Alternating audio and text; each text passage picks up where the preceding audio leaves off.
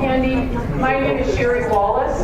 I am very pleased to greet you all to the Metro Republican Women. We are a monthly meeting, and we have been focusing on candidates and the races that will help really inform us all and give us a better understanding of candidates and what they are, what they stand for, so that we vote with a real strong conviction. At this time, we usually greet the guests and invite the guests to people to introduce their guests. If you wouldn't mind, I would like to hold that off until after the candidates exit. As you realize, we are on a tight timetable, and the candidates have given us this early hour because they are going to go out to other meetings in the congressional district. And so but we really wanted to hear from them. So this was our accommodation that the candidates can get out on the trail.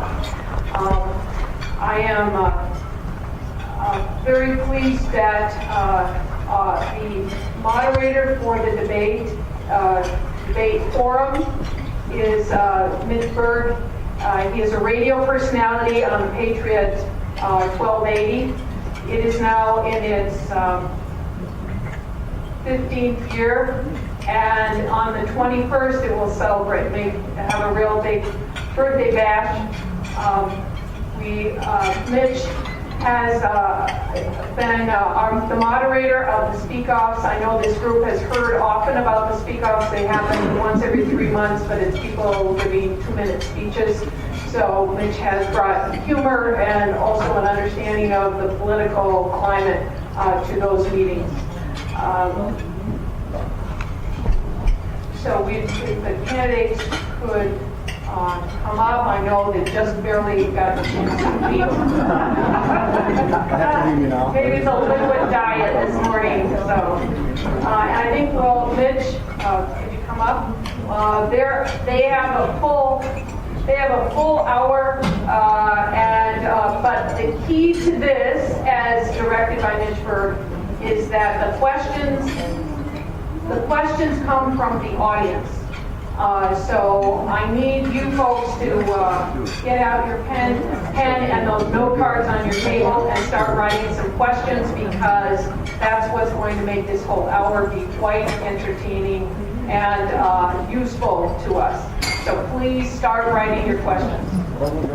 And so here's Mitch Berg, and Mitch will have the show.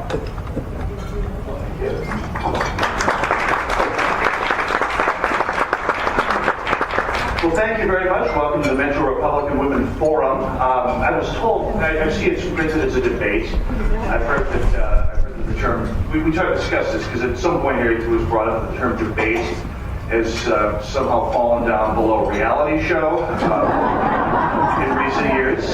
So we're just going to have a forum with discussions and argument. So we'll look forward to that here. What Sherry said is, of course, the fact here. We need to get your questions in. We're on a tight time frame. We're going to squeeze in all the questions we can here.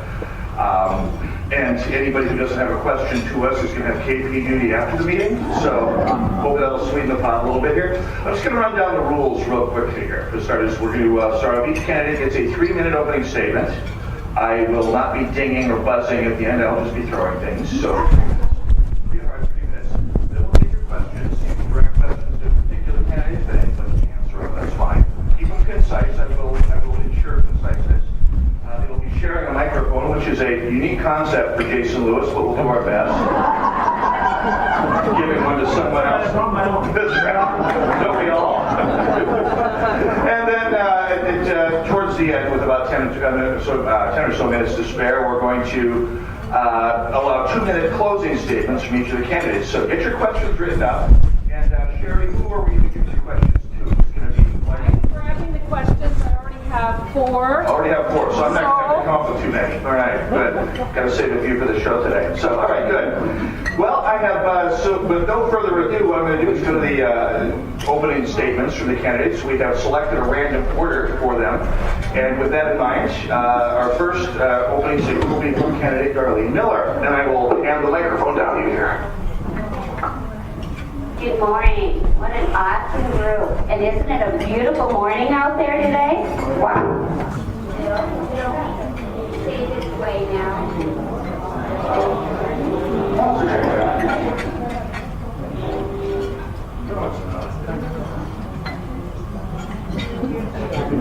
Yeah.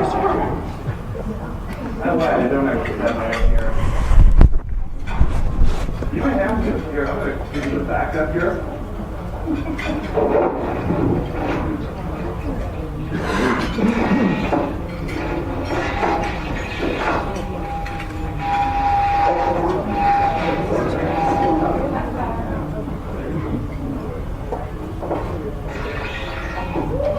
you hear me now? Great. Anyway, what a beautiful morning. I just hope it stays this way and we get 9 months of this instead of our typical. But I wanted to introduce myself first of all. I'm Darlene Miller, and I was born in the 2nd District in New Prague on a farm, one of 8 children. As you can imagine, he was Catholic. My parents were also from that area. My mother was in Union Hill. And, on the farm we had a lot of hard work. We had cattle and we had crops, and I had 5 brothers and 2 sisters, so I actually got to pick up the rocks a lot in the field instead of driving the tractors when you have brothers. But farming is hard work, and I wasn't afraid of it then, and I'm certainly not afraid of it now. And from there, I actually graduated from New Prague High School, and then later, in 1992, I went to work for a manufacturing company because I thought that would be a lot easier than farming. Not exactly. But I went there to work as an outside sales rep. It was a very small company, 7 people, 7,000 square feet, and very old technology.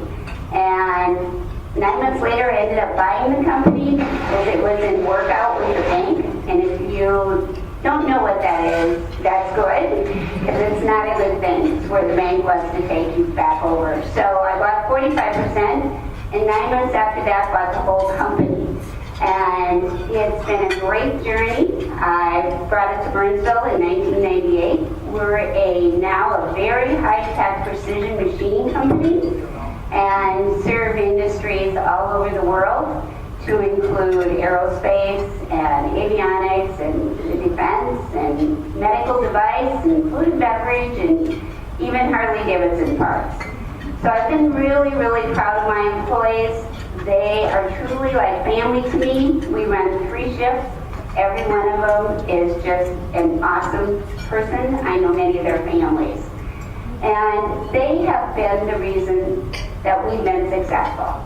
I contribute all our success to them. And because of that, I want to now be able to provide that success to other people.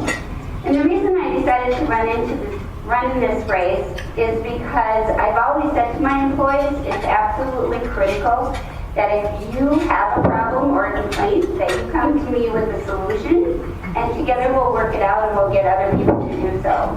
And I felt it was really, really important that I jump in this race and try and find solutions with my real life experience and conservative values and make a difference in the lives of the people of the 2nd District. Thank you. I'll just dispense with the mic for a moment and use the command voice. Our next speaker, will be a little introduction, so I'll give you a little. Jason Lewis. I may try that command voice as well. Everybody hear me this way? All right, good. Thank you so much. Thanks, Mitch. Thanks, Sherry. Thank you all for showing up on this lovely, lovely morning. My wife, Lee, and my youngest daughter would be here, except those of you that have kids who swim knows that it's 24/7. So they are at a swim meet all day today, all day tomorrow. In fact, The day I die, I want it to be on the day of swim meet because they last forever. But they send their best. Look, I really want to thank everybody for coming. One of the reasons I'm in this race is because the country's at a tipping point. You know it, and I know it. When I go to talk to groups, I always get asked, Jason, how do we know you won't change? The level of angst and mistrust out there is amazing. And I tell them, I won't change because I never have. I stood by my principles, I've taken heat, but I'm not going to back off now. There's no point in that. I'm ready to go to Congress to represent the principles that you and I believe in. I'm not going to stand up here and tell you what I'm going to do to get elected. I'm going to tell you what I'm going to do after I'm elected. We're going to reform the tax code. We're going to eliminate the loopholes for hedge fund managers and corporate welfare and TARP and yes, wind and solar. So we can have a flatter, fairer code.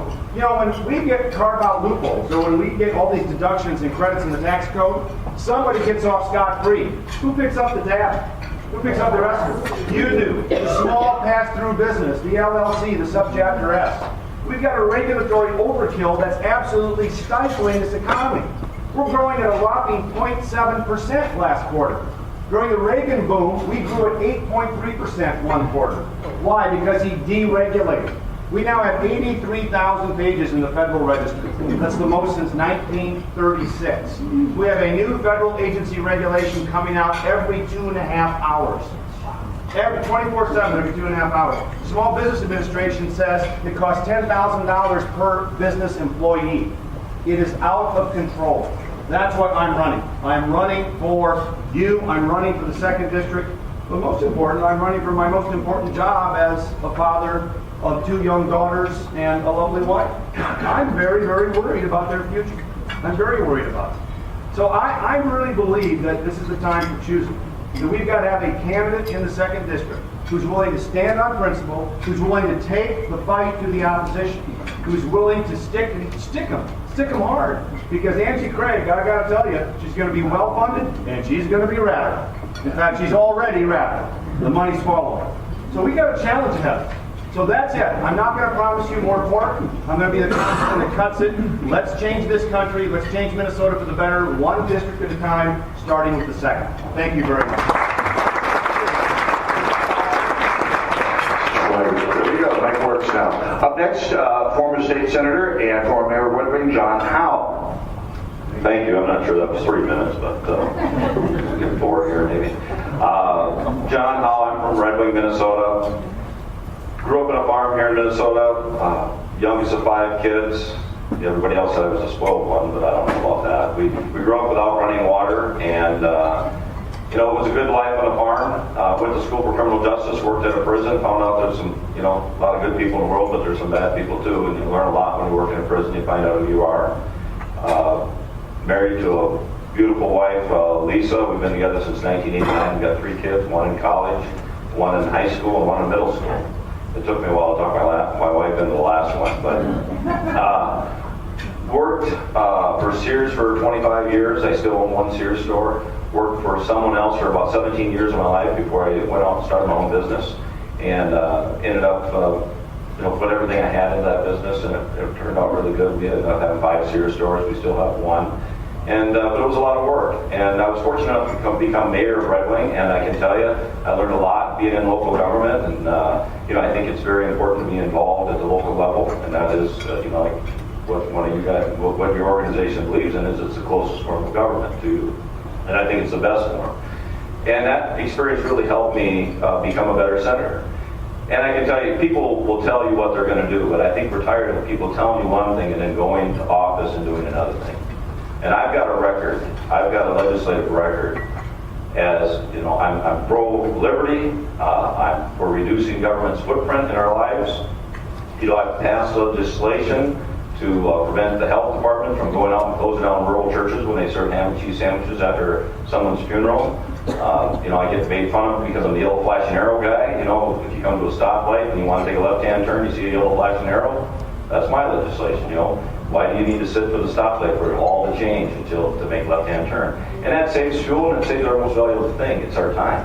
So I'm a common sense person, but I've got a record of doing the right thing. And I think what people really want is they want effective government. They want good government. They want people to get things done. we're tired of all the bickering back and forth. So I look forward to visiting with you. If you've got questions, my website is howeforcongress.com, and I'm looking for an open debate. Obviously, we need to draw contrast between who we are as individuals.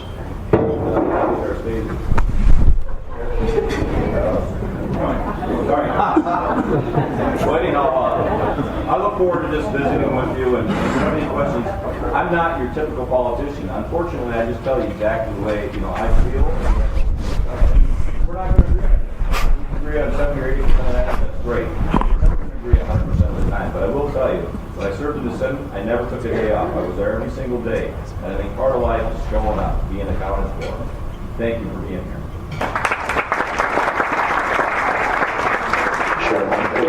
I think we're going to have one mic at a time, so what I'm going to do is pass the mic back and forth at the table. Now we'll just use the authoritative voice. So, first question, this is directed to all of you, and I'm going to ask you to keep your questions concise, because we got about half an hour for the actual question and answer session.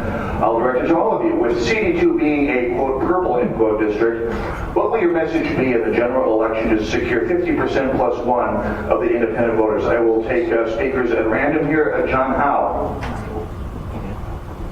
Well, I think that's one of the biggest issues that we face here. Everybody thinks that because John Klein was in office 14 years, that this is just a solid Republican district, and it hasn't. It's changed over the years. And, it's a lean Republican district, but in a presidential year, it's going to be very, very difficult, because we know that's going to bring out the Democrats, and we're going to have to get the independents. And I think that's my strong suit. I believe that what we need to do is run a good, solid conservative, someone who's got a good record, and somebody doesn't, that isn't going to be a target-rich environment for the other side to take shots at. And I think what we need to do is make sure you examine everyone. I mean, all of us are going to say about the same thing, the candidates. We're all conservatives. We all believe in conservative principles. But who has got the wherewithal to get to the finish race? Now, obviously, I've invested a lot of my own money into it, and I think that speaks well. And certainly, it's going to take a lot of money. It's fundraising. It's making those contacts, and I think I'm best positioned to win in this district. Thank you. Next one will be Jason Lewis. Yeah, it's a really good question.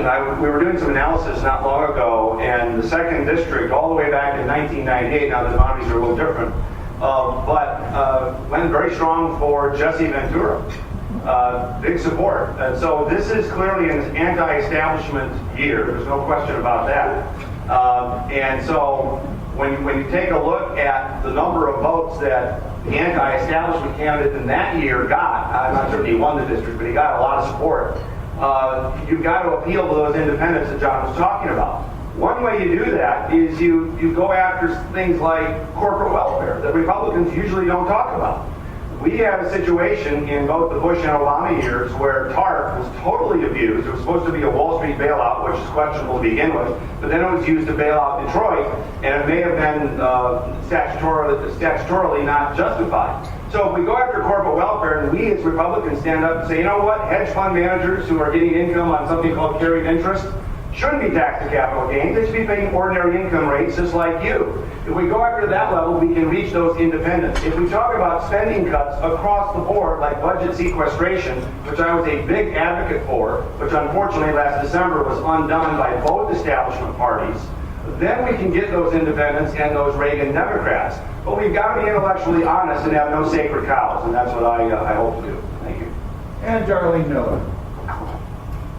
Well, you're absolutely right. This is a swing district. But the real difference here, I think, is that we need someone who is going to reach out to everyone to create jobs and give people a secure feeling. From what I'm hearing from a lot of the people in the second district, no matter where they come from, the independents or whichever way they vote, they really are concerned about the economy. They're concerned about government overspending, and they're concerned about ISIS. And that's what we need to do, is really focus on what we're going to do to make a difference in their lives.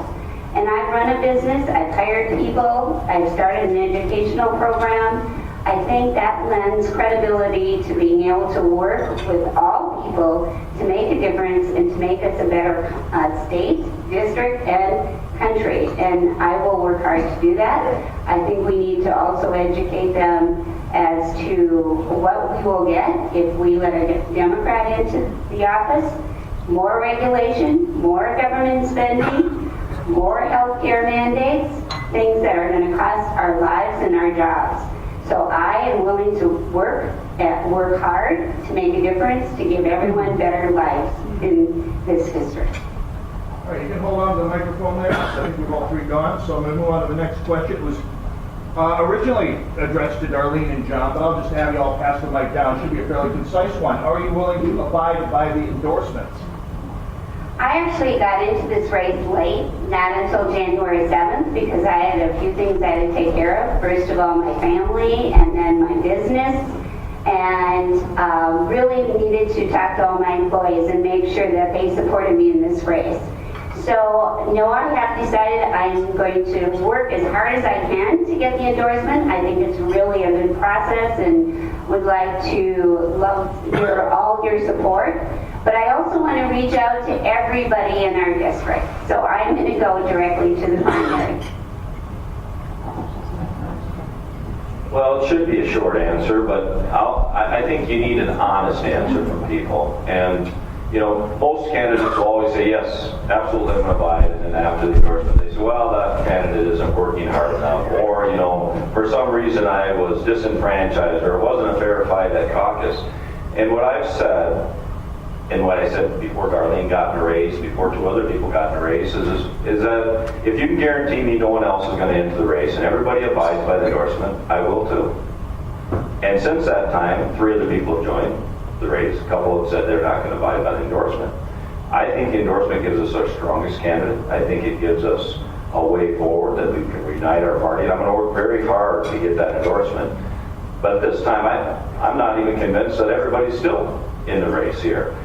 So we'll see what happens, but I think that you need to have candidates that give you honest answers and not just speak to you in platitudes. And Jason Lewis. Well, with that introduction, John, I will give you an honest answer. Yes, I am going to abide by the endorsement. I think it's very important. We had 18,000 people show up at our caucus, a record. Those people deserve their respect, our respect. They deserve to be heard. You guys are the ground troops in the Republican Party, without whom the party doesn't exist. So to simply bypass that, I think is a mistake. I think a primary is a mistake in this race because the Democrats have cleared the field for Angie Craig. So I am going to abide by the endorsement, John. So if I lose it, I'm out. And the fact of the matter is, if you want to vote for Jason Lewis and think he's the best candidate in this race to take it to Angie Craig, then we better get the endorsement. And you can hang on to the mic, Jason. I thought I'd also announce I'm in the race for the 2nd district. So we'll start on this end of the table this time. The question, just finished my 2015 tax forms, and I'm thinking kindly about a flat tax. Your opinions on the flat tax, please. We'll start with Jason Lewis. Yeah, I'm a big advocate of flat tax. I think it's the best alternative out there. A lot of people talk about a national sales tax. The problem with that is there's a lot of people that pay massive income taxes over their life. And then if you go to a national sales tax, you get a 20, 23, 24% sales tax after you retire and done paying income taxes. So that's not going to work too well for folks that are getting up there and retiring. So the flat tax is the simplest, and the beauty of the flat tax is a couple of things. One, people will now make their business decisions on the best economic decision, not on a tax consideration. They're not buying municipal bonds anymore just because of the tax situation. They might invest in a company. That's exactly what we need. But number 2, and this is really important, if you do a flat tax right, if you get rid of some of the carve-outs I mentioned, the Earned Income Tax Credit, which is horribly abused, the Treasury Department says 26% of EITC payments are fraudulent. And that's the Obama Treasury Department, so it's probably 50%. But if in fact you do it right, then what happens is you have a flatter, broader tax where everybody has skin in the game. The fundamental problem with our tax code right now is the top 10% of income earners, and they're not the uber wealthy, they're 125 grand and above. That's a joint income of 60,000, 65,000 apiece. They're paying 70% of the entire burden. Now, when Angie Craig talks about tax fairness, I'm going to ask her if she thinks it's fair that the top 10% pay 70% and the bottom 50% pay less than 4%. if you have a flat fair tax and you do it the right way, everybody pays something. And when everybody has skin in the game, it's much harder for government to grow. Right now, Bernie Sanders can talk about tax increases all day long because he knows only a few people are going to pay them. Most everybody else isn't. So we've got to, in Alexander Hamilton's words, broaden the base so that everybody has skin in the game, and that is the beauty of the flat tax. John Howe. Yes, I do support changing our tax code. I think a flat tax or a fair tax system is the best. I had the benefit of actually serving on the tax committee in Minnesota Senate, and that was a great experience. You know, you learn a lot, and that's one of the best things about serving in government is you learn a lot about things you do not know. I know from my personal experience, my wife and I, because I ran a business and because she was very successful, we got hit with the alternative minimum tax. I don't know how many people in this room have been hit by that, but that's just another way of the government saying you make too much money, so since we can't tax you this way, we're going to tax you another way. And so we had to use different ways of putting money into deferred comp and things of that nature, but ultimately you end up paying the piper and you're paying all this tax. And so historically, I think we paid about a 30% tax rate, but when you figure in our property taxes, over 50% of our income went to property taxes or income taxes, which is a significant portion. And so when liberals tell you, well, you're not paying as much for the top 2%, when they're looking at those percentages, that just tells part of the story. We have 77,000 IRS tax. We need to collapse that. We need to do away with most of it.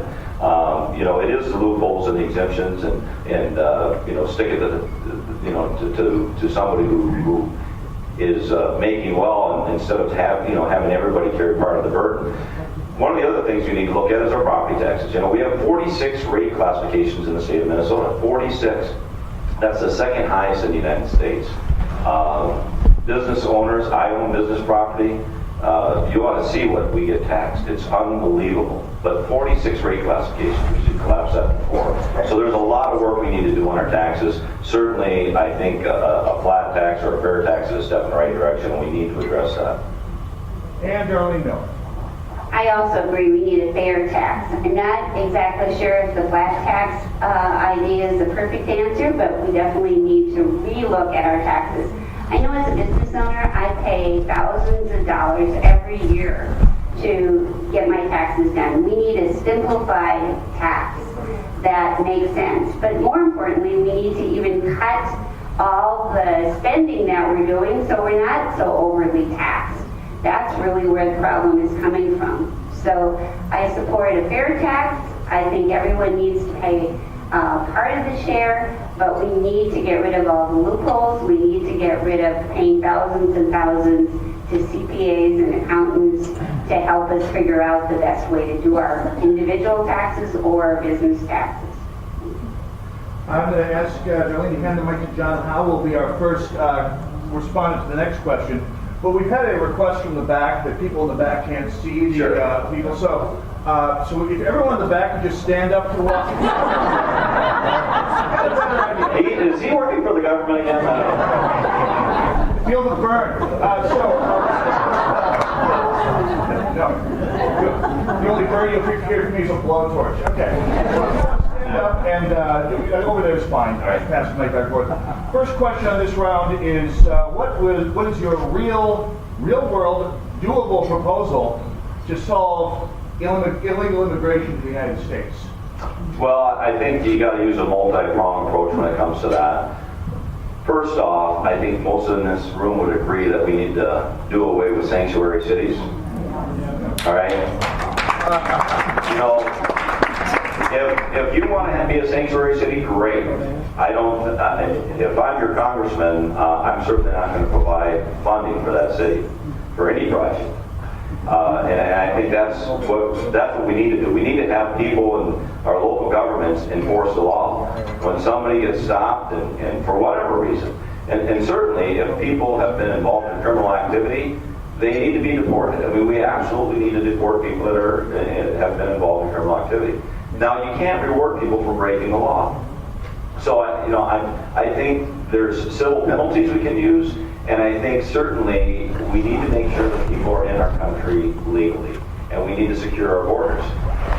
There's a lot to that. It isn't as simple as just building a however many foot wall we need to build. And it was funny because, I got asked that question in one of the other debates, and I said, hey, if Donald Trump can make them pay for it, more power to him, great. I love negotiations, have them make them pay for it. But, and then somehow we all we laughed at it, and we didn't laugh at it, we just said, it's a tough question. I mean, it's not as simple. And then that's where experience comes in. When you've been in government, you understand that you can sit here and say, I'm going to do this, I'm going to do that, I'm going to do that. When you get there, it's not that easy. It is not that easy. You just cannot flick a switch. It's hard. And you have to push as hard as you can to get something done. And you need to send somebody who's effective, and I've got a proven record of that. Let's go to Jason Lewis next. Yeah, I think it's clear we've got a problem with Jason, stand up. Oh, I'm sorry. You know me, I'm just kind of a shy, quiet guy. I do think it's important. The Center for Immigration Studies says illegal immigration is costing $113 billion a year. $84 billion of that goes to the states. Because the states are responsible for corrections, education, for health care, for all the things that really hit them hard. So everybody's looking for some sort of solution. Part of the problem is the magnet we created in America for people who are downtrodden, who are poor, south of the border, or any place to come here. The Citizenship Clause of the 14th Amendment says if you come here and you have a child to illegal immigrants, the child is a citizen entitled to all the benefits, including public assistance. In 1982, the Supreme Court said that it is a constitutional duty of states to educate illegal immigrant children. And since hospitals are nonprofit, or most of them are nonprofit, they now have a statutory requirement that they have to treat illegal immigrants. So there's this massive public assistance magnet if you're coming from a poor country to come to America. We have to address that. If people come here to work, if you've got immigration and immigrants coming here to work or to open a business, the more the merrier. That's what makes America great. However, if you're coming here to live off the system, if you're coming here to exploit your hard work, then we've got a problem, and we're tipping in that direction. I don't think you're going to be able to deport 12 million illegal immigrants. We can't round them up and deport them. We can do it by attrition. So if somebody is pulled over for some other violation and we find out they're illegal, then you deport them, and you do it that way. I will say this. I do think we need to secure the southern border, however. And whether that's a physical wall or something else, it can be done. We're out nation building across the globe, and yet our politicians are telling us we can't control our own border. As Ronald Reagan said, a nation without borders is no nation at all. We need to get that done, and I'll work on that. And finally, Darlene Miller. Since I'm the shortest, I really stand tall here. Absolutely. We are a land of immigrants, but we are a land of legal immigrants, and we have to protect our borders.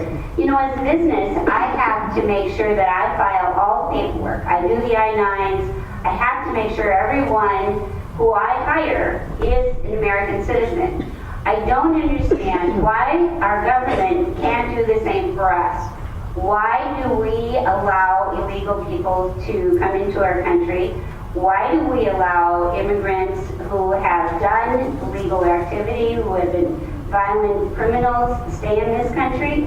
I agree with John. We do not have sanctuary cities, but we need to start with the borders. We absolutely have to begin at the right place and then start working on a system for the illegal immigrants that are here.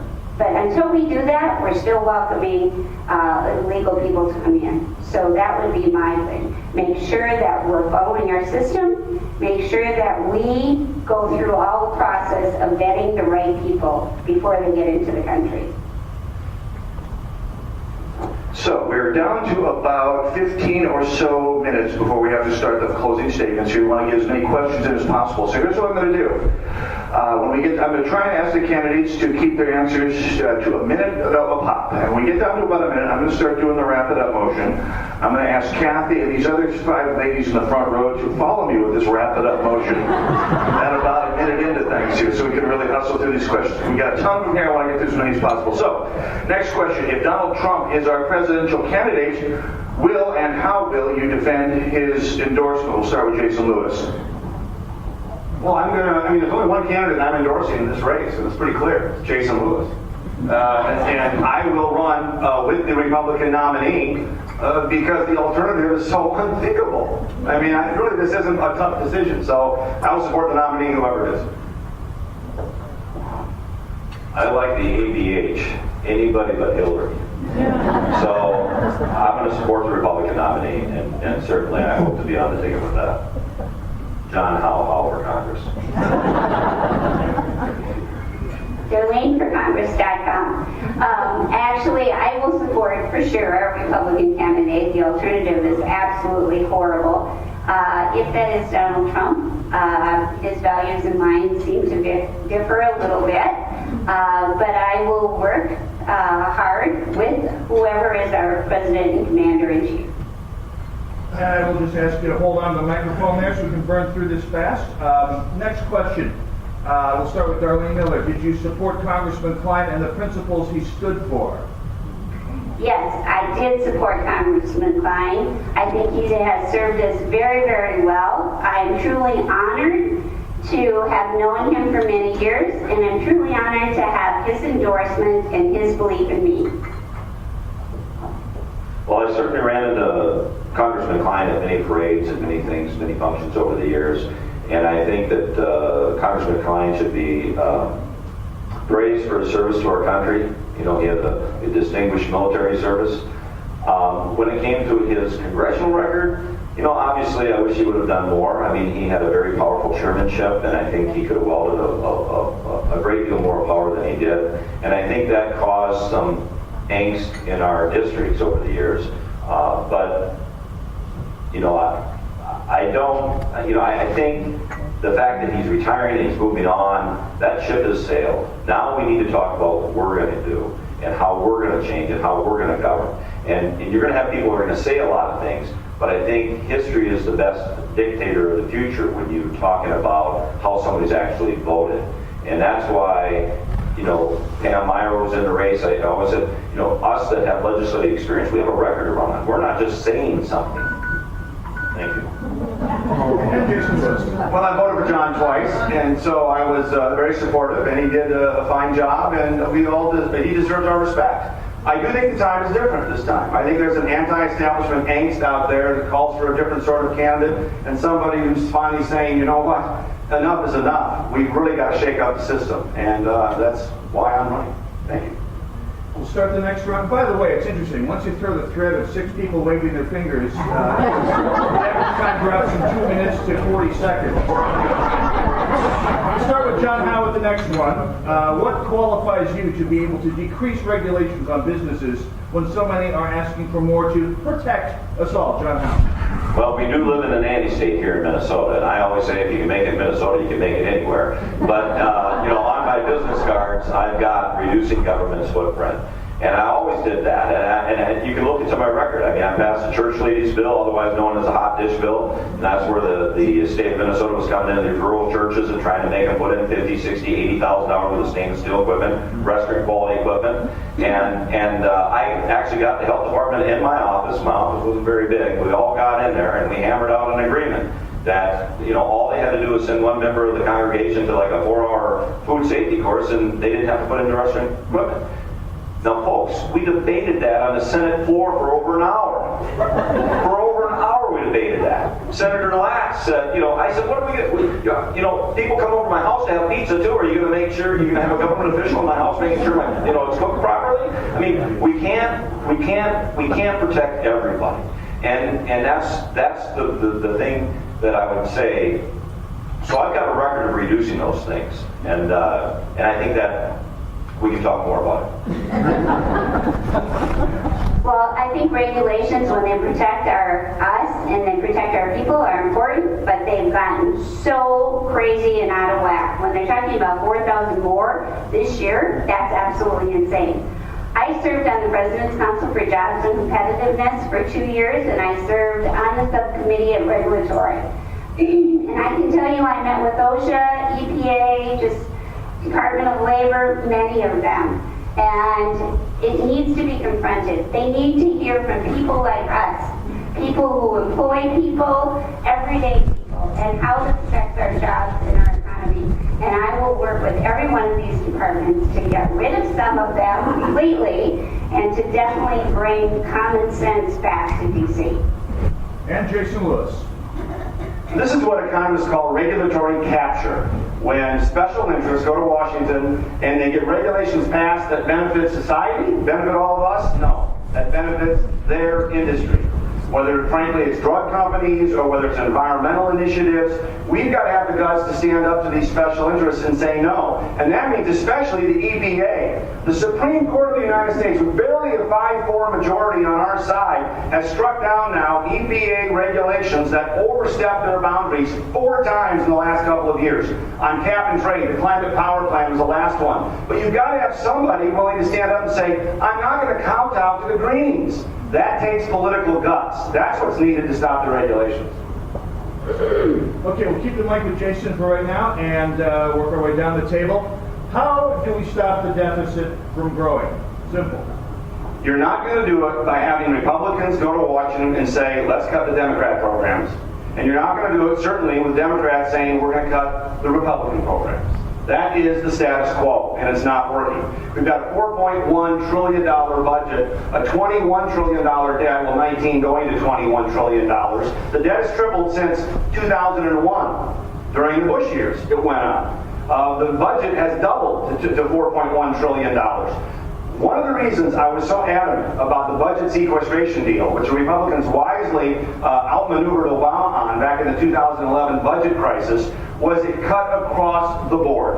And that is the only way we're going to get this done. So everybody, again, has skin in the game, and we can go to liberals and say, you know what, we're willing to take our cuts, and you're standing in the way of solvency. That's the only way we're going to get it done, some intellectual honesty. John Howe. Well, thank you. And obviously, I served in the Minnesota Senate when I took office. We had a $5 billion shortfall. Now, we fixed that. We restored our cash reserves, and we didn't raise taxes. We were able to do it. But boy, did we get blamed for all the cuts. And only in government can you get blamed for a cut when an agency didn't get their double-digit increase that was planned. I do not understand how that is a cut. But that is how it gets labeled. And every agency got the same or more money, and we were crucified for gutting all these agencies. And so, I believe that we should look at zero-based budgeting. We should fund our priorities. It isn't as easy. I was a mayor. It isn't as easy as taking cuts straight across the board at the same amount because everything's different. Fire, police is different than a swimming pool or a band shell. I mean, everything has a different value to what you're doing, but you need to fund your priorities. And Darlene Miller. I would do it the same way I do it in my business. When times are tough, you go through each line item, line by line, and you make that determination of where you have to cut, and you have to balance a budget. And it's about time that we balance our budget instead of continuing to overspend. So I would do it exactly the way I do it now. I look at each line and I cut according to it. I agree that you can't just do it across the board. You have to actually look at that item and that individual cost and determine where you can cut. So that's how I would handle it. And we'll hold the mic right there. And we're going to start with you. Explain your position on the future of Social Security, Darlene Miller. Well, we absolutely cannot cut Social Security and Medicare for the people who are currently getting it. There is just no question. Now, the money that comes in for those programs has to stay in those programs. But long term, we definitely need to look at a bipartisan way of solving it. That is something that's going to have to be addressed, and it's not going to be easy, but we can't cut it for our seniors today or people who are coming up on retirement. So it definitely is a program that needs to be analyzed and handled in a bipartisan method. Let's go to John Howe next. Absolutely. The people have paid in, they've paid in, and we owe them the money. The problem that government has is anytime a pot of money grows too big, or anytime there's a pot of money anywhere, they talk about low-hanging fruit. If there's money in a program, it's going to be robbed and used over here.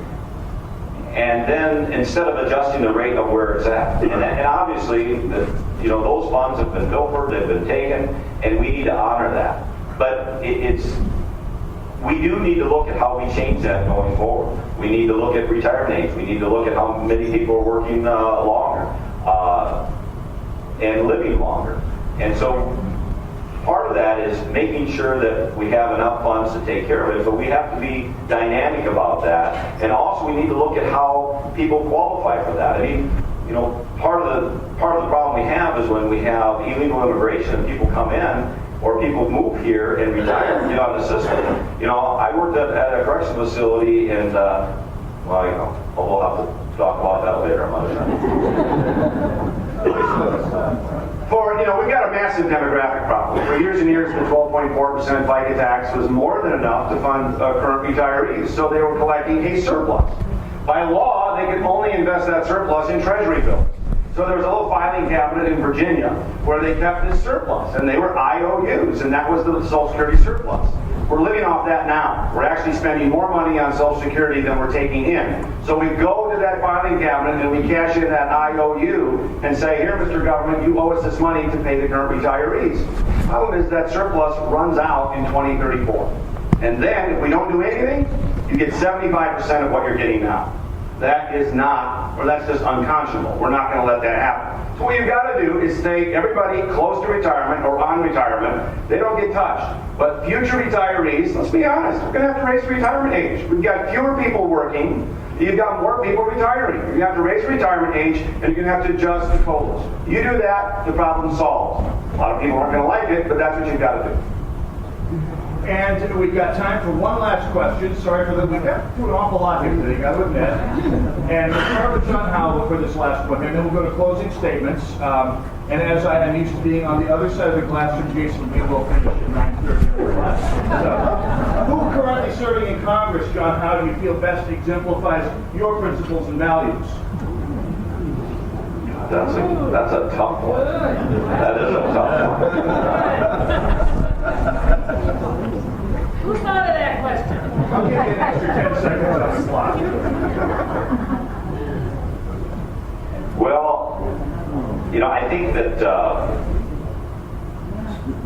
I'm having trouble finding that answer. I'm gonna have to do a little bit. I hope to be that person. I think close to home here. Eric Paulson is one who I think does a reasonably good job and is thoughtful. And I think that's what you're looking for, is someone who is a thoughtful legislator, someone who pays attention. You know, when I served in the Minnesota Senate, I never took a day off. I was there every single day. And I think what you need is, it's interesting, you see the people that get in front of the mics and they talk. And sometimes they're not even at the committee hearing when we're discussing the issues. And you wonder, how is that person in front of the media talking and they haven't even paid attention at the committee meetings. So I think that's what you're looking for. Let's go to Darlene. Well, I have great respect for Congressman Klein, Congressman Paulson, and Tom Emmer. I support them and really appreciate all they do for the state of Minnesota. But I think the most important thing is we need more women in Congress. We have 2%. That's ridiculous. We need a good balance of men and women, and that's why I'm running for Congress. And finally, Jason Lewis. Yeah, well, Marsha Blackburn's pretty darn good from Tennessee. I like her a whole lot. I was so honored this week to get the endorsement of the widow of Senator Rod Graham's, Chris Graham's. She sent us a nice quote, and it's endorsed with Tennessee. And I look back at all the work I did with Rod when I was on the air, and we were trying to reform Social Security then when we had a surplus. As time goes on, the more time goes on, the more I respect the late Senator Graham. And now we're down to almost perfect time for final statements. Every candidate will get 2 minutes. I will keep the crowd up front to do the waving them down after 2 minutes here. We will go in the reverse order that we started with. So we'll start with Darlene Miller, then Jason Lewis, and close with John Howe. 2 minutes closing statements. Darlene already started, actually. Oh, that's right. The radio guys get confused a lot. Because I believe, so you John Howe first then. I'll go first. I'll go first. Look, I have... Hey, you want to sit down there for a second? I have been so fortunate to have the luxury of having a conversation with most of you and all of Minnesota over these last few decades. It has been one of the great experiences in my life. I grew up in a family business. I never forget, speaking of regulation, my dad just hemming and hawing over something called the Resource Recovery and Conservation Act of 1976. We had an automotive machine shop, and the EPA and the regulators came in there, and my dad was fit to be tied. But I grew up in that family business, and the business was taken by eminent domain. They built a highway through it. So I had to, like so many of us, find a second career. And I was very fortunate to find a career in broadcasting. In the last 25 years, I've been saying what I believe and talking to many of you. So I'm glad about that, and I'm glad I had that opportunity to tell people where I stand, and I'm not going to back off those principles now. We've got the most endorsements. We've got the most money raised so far. Our candidacy is on a roll, quite frankly. We've got Senator Dan Hall. We've got Representative Kathy Lomer, Linda Runbeck, Karin Housley. We've got Chris Graham. So we've got Dan Hall, Dave Thompson. Michelle Bachmann issued a wonderful quote on my position on life. So it is a good time to be a candidate for Jason Lewis. The timing is right for me, and I'm committed to actually changing things, not just assuming the office. Thank you very much.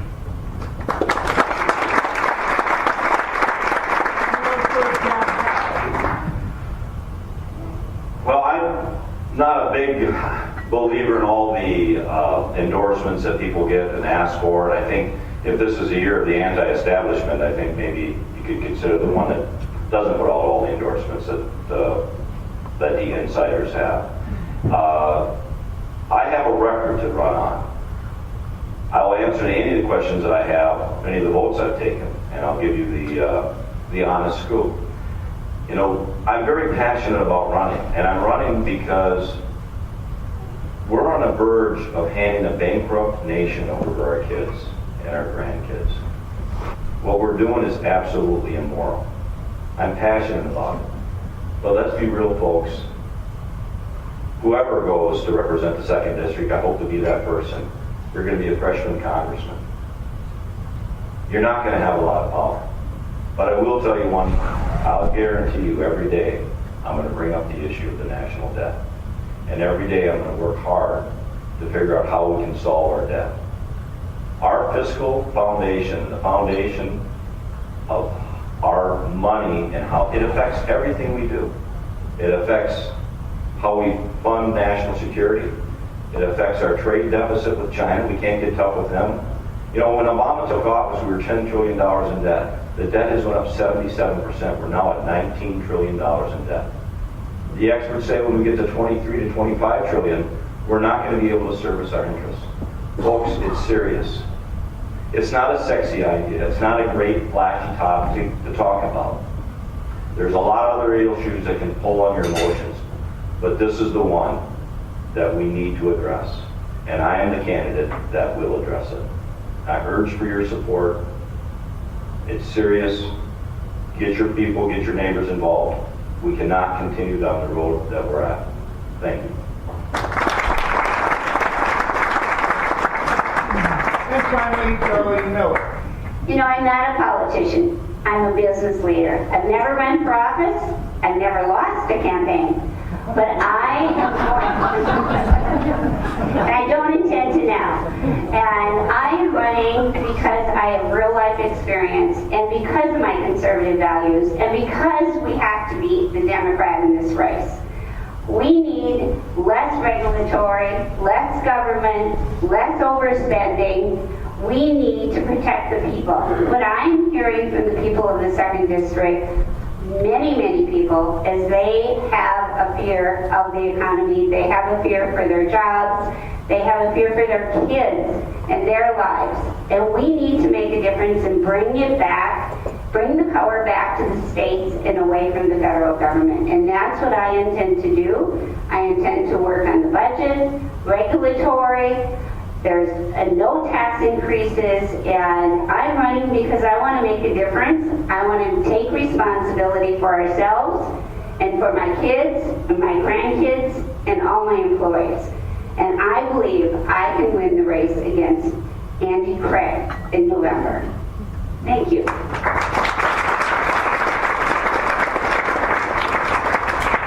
Well, thank you all very much. One big more round of applause for Jason Lewis, John Howe, and Darlene Miller. And yeah, by golly, we're a minute or two early here. So I'm going to hand it back to Sherry Walsh. Thank you all. Thanks to the folks of Mendakota. Thank you all for such a warm welcome. And back to Sherry.